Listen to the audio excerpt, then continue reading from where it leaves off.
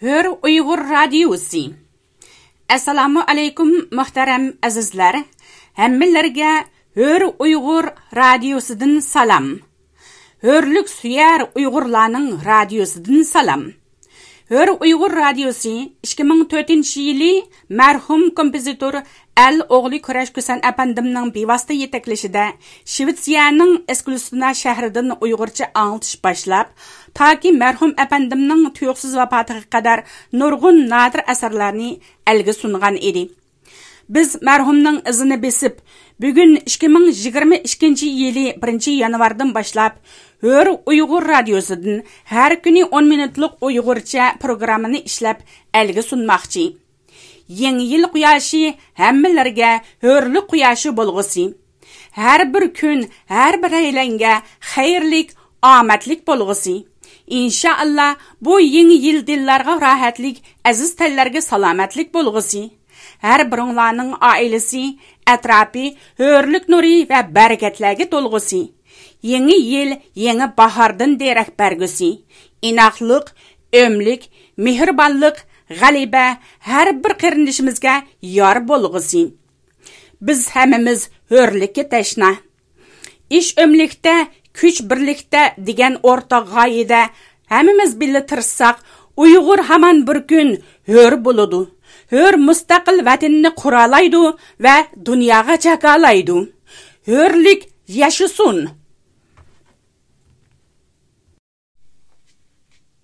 Myunxen xitobnomasi 2005-yili 7-oyning 17-kuni. Ushbu xitobnoma 1991-yili Sobiq Sovetlar Ittifoqining parchalanishidan keyin Erkin Aliptekin tarafidan inglizcha qalamga ilingan va D. Michael von Walid qatorliq atoqli qonunshunoslar tarafidan xalqaro qonunlarga mos holda mukammallashtirilgan nusxasiga asosan Uyg'urchaga tarjima qilinib ratlab chiqilgan bo'lib, 2005-yili 7-oyning 17-kuni Dunyo Uyg'ur qurultayining 2-navbatlik ijroiya hay'atlari yig'inida ma'qullandi. Myunxen xitobnomasi.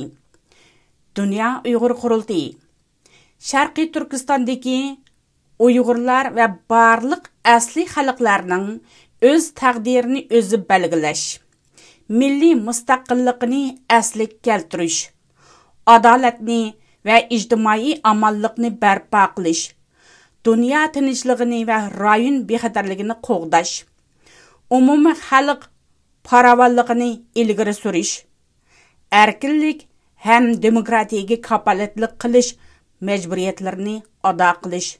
Shundaqla Xitoy hokimiyati tajovuzchilari bilan qonunsiz holda ishg'ol qilib olgan vatanimiz Sharqiy Turkistondagi xalqimiz ustidan yurgizib kelgan echinishlik fojialarni oyoqlashtirib, tinchlik, demokratiya va taraqqiyotni ilgari surishdan iborat insoniy ehtiyojimizni chiqish qilgan, o'z tariximiz, madaniyatimiz, diniy e'tiqodimiz asosidagi milliy salohiyatimizni nazarga olgan, ko'p yillardan beri tatgan azob uqubatlarimizni eslatgan, uzun yillik milliy mustaqillik kurashlarimiz jarayonida maydonga kelgan qahramonlarimizni xotirlagan, o'z-o'ziga xo'ja bo'lish, mustaqillik, millatlar aro ijtimoiy adolat, barobarlik va boshqa barliq majburiyatlarga rioya qilish asosida yillardan buyon ilib bo'lgan kurashlarimiz musofasida ko'rsatgan qat'iy maydonimizni namoyon qilish bilan birga tuvanda ko'rsatilgan xalqaro qoida nizomlar va qonun kelishimlarga bo'ysunish sharti bilan milliy mustaqillik kurashlarimiz yo'lidagi tavranmas kurash irodamizni yana bir qatim jakarlaydi. Va Dunyo Uyg'ur qurultayi 1. Birlashgan Davlatlar Tashkilotining nizomnomasi 2. 1948-yili 12-oyning 10-kuni e'lon qilingan Dunyo inson haqlari xitobnomasi va inson haqlari haqidagi xalqaro kelishimlari Üçüncü, xalqaralıq iqtisadi, ijtimai və mədəniyyət haqları kelişimi. Dördüncü, 1948 yılı 12 ayının 9 günü elan qılınğan etnik qırğınçılıq və bastırış cinayətinin aldın eliş kelişimi. Beşinci, 1959 yılı 11 ayının 26 günü elan qılınğan uruş cinayetçilerini və insaniyetə qarşı cinayetlerini cazalaş qanununun çəkilimlerini qayırıb qoyuş kelişimi. Altıncı, 1959 yılı 11 ayının 20 günü elan qılınğan balalar hüquqları ixtibnamesi. Yedinci, 1965 yılı 12 ayının 21 günü elan qılınğan xalqaralıq barlıq şəkildəki irqi kəmsizliklərini tügütüş kelişimi. 8. 1966 yılı 12 ayının 16 günü elan qılınğan xalqaralıq ictimai və siyasi hüquqlar kelişimi və onun münasibətlik belgilemeleri. 9. 1979 yılı 12 ayının 17 günü elan qılınğan ayollarni kəmsitishning barlıq şəkillərini tügütüş kelişimi. 10. 1981 yılı 12 ayının 25 günü elan qılınğan dini etiqad və etiqad cəhətdəki fərqdən kelib çıxan barlıq şəkildəki zıtlaşış və çətki qiqishni ayaqlaşdırış xitabnamesi. 11. 1984 yılı 12 ayının 17 günü elan qılınğan qiynaş və başqa şəkillərdəki insan qəlbidən çıxan vəhşiyane cəzalaşlar həm insani qururunu xorlaydigan qılmışlarga qarşı turuş kelişimi. 12. Xalqara işçilar uyuşması əhdnamesi qatarlıq barlıq hüccətlərini kəlgüsüdəki müstəqil Şərqi Türkistan Cumhuriyeti Asasi Qanununun mühim tərkibi qismi buludu deb qaraydı.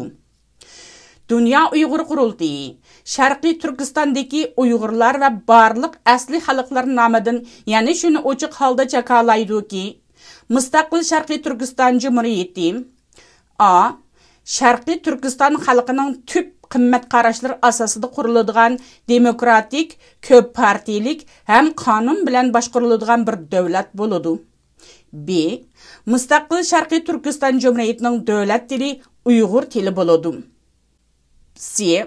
Har bir fuqaroning kishilik erkinligi va majburiyatini mutlaq qo'g'daydi hamda uningga hurmat qiladi. Bu tuvandagi nuqtalarni o'z ichiga oladi. Birinchi, Sharqiy Turkistonning barliq fuqarolari o'xshash huquq ham majburiyatdan barobar bahramand bo'lish. Ikkinchi, yosh farqi, millat ayrimisi, tan rangi, jinsi, kelib chiqishi, diniy aqidasi yoki ijtimoiy o'rni qarab chatki qiqishlarni kaskin rad qilish.